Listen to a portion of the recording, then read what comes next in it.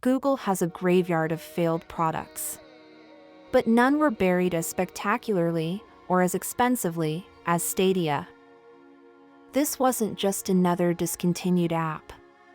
This was a multi-billion-dollar invasion into the $200 billion gaming industry, an assault backed by one of the most powerful tech companies in human history. Yet it collapsed in under 3 years. This is the story of how the company that organizes the world's information got an entire culture so wrong, and in doing so, created a masterclass in corporate failure. The year is 2019. The gaming world is dominated by 3 titans: Sony's PlayStation, Microsoft's Xbox, and Nintendo. They operate on a simple, centuries-old model: you buy a box, you buy a game, you play it on your TV. But Google saw the future differently. They saw a world where gaming wasn't tied to a physical console. It was in the cloud. The idea was electric: play the biggest, most graphically intense games on any device you own, your cheap laptop, your Chromecast, even your phone, with 0 downloads and 0 updates. This was the promise of cloud gaming, the holy grail of the industry. To make this a reality, Google leveraged its most formidable weapon, its global network of data centers. They had the engineering muscle to solve the immense technical challenge of latency, the tiny delay between pressing a button and seeing the action on screen, which is death to any serious gamer. They hired industry veterans, pouring money into the project.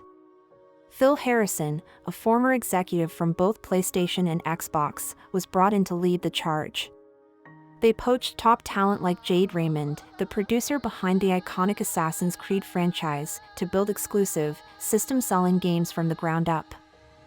In March of 2019, at the Game Developers Conference, Google unveiled Stadia to the world. The presentation was slick. The vision was audacious. They weren't just launching a product, they were heralding the future of gaming itself.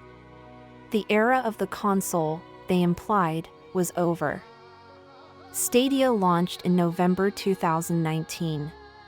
And for a brief moment, the technology felt like magic.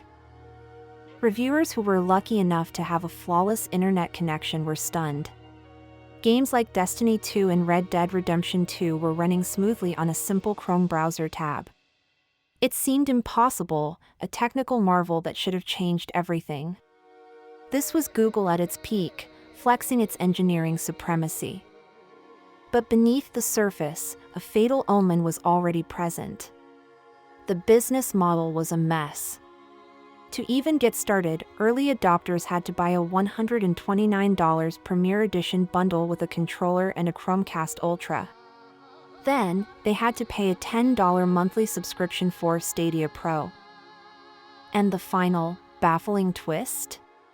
They still had to buy the games themselves, often at full price. The market was utterly confused. Gamers asked a simple question: why would I pay Google a subscription fee for the privilege of buying games I can only play on their platform, which might not exist in a few years? The value proposition was dead on arrival.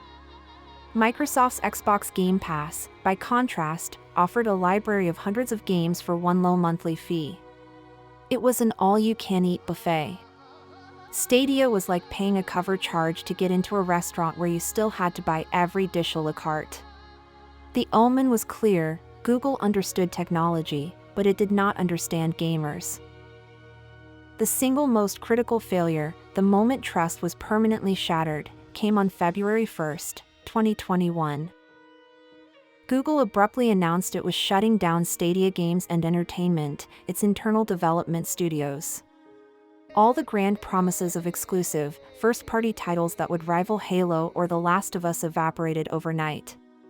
Jade Raymond, the star producer they had paraded on stage, was out. The message to the world was brutally clear: Google was not committed. Building a successful gaming platform is a war of attrition. It requires a decade-plus vision and tens of billions of dollars invested in content. Sony and Microsoft understood this. They spent fortunes acquiring studios and funding exclusives because they knew that great games sell systems. Content is king. Google, a company built on data and algorithms, treated gaming as just another technology problem. They believed their superior streaming tech was enough to win. When they realized it wasn't, and that creating A-list games was incredibly hard and expensive, they simply gave up. This single decision to shutter their studios was the point of no return. It was an act of corporate cowardice, and the gaming community is ruthless about punishing that. The fallout was swift and brutal. Consumer trust, the most valuable currency for any platform, evaporated. Why would anyone buy a game on Stadia when Google itself had just shown it wasn't invested in the platform's future? The user base stagnated. Third-party developers also saw the writing on the wall. The incentive to port their games to Stadia vanished. The library of new games slowed to a trickle. The platform became a ghost town, a digital graveyard of broken promises. For the next year and a half, Stadia entered a zombie phase. Google insisted everything was fine, but everyone knew it was on life support. Finally, in September 2022, Google made the official announcement: Stadia was being shut down.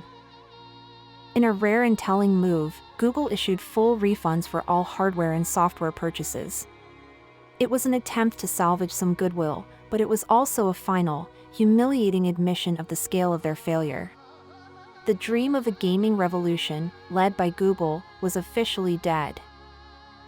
The collapse of Google Stadia leaves us with powerful, timeless business lessons. Lesson 1: You cannot buy culture. Google had the engineers and the cash, but it lacked the gaming DNA. They failed to grasp that a gaming platform isn't just a service, it's an ecosystem built on trust, community, and a deep reverence for the art of game development. They treated gamers like data points, not like a passionate community. Lesson 2: A confusing business model is an instant killer. Value proposition must be crystal clear. Stadia's pricing was a convoluted mess that offered less value than its competitors for a higher and more complicated price. If you can't explain why your product is a better deal in one sentence, you've already lost. Lesson 3: Commitment is everything. In a market defined by long-term console wars, Google's impatience was its undoing. They wanted the rewards of a successful gaming platform without the decade-long, multi-billion-dollar risk. When the going got tough, they cut their losses and ran, confirming every skeptic's deepest fear. In the end, Google's graveyard has a new, expensive tombstone.